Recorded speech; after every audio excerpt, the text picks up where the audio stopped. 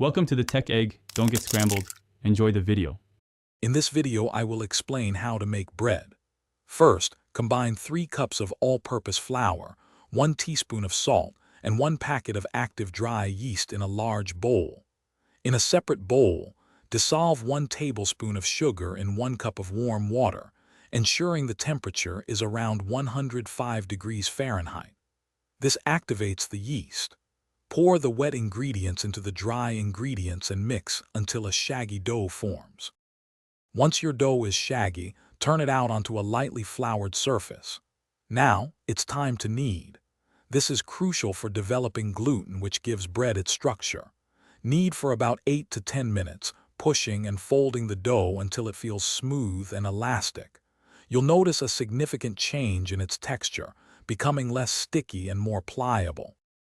After kneading, place the dough in a lightly greased bowl, cover it with plastic wrap or a damp cloth, and let it rise in a warm place for 1 to 5 hours. It should double in size.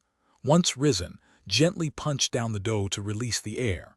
Now, you can shape it into your desired loaf or individual rolls for a second, shorter proof. Preheat your oven to 375 degrees Fahrenheit. Bake your shaped bread for 30 to 35 minutes, or until it's golden brown and sounds hollow when tapped on the bottom. For perfect doneness, the internal temperature should be between 200 and 210 degrees Fahrenheit. Let it cool completely on a wire rack before slicing. And hey, don't forget to check the description for a link to the Owala water bottle and other great deals. Thanks for watching. Consider subscribing if I helped unscramble your problems.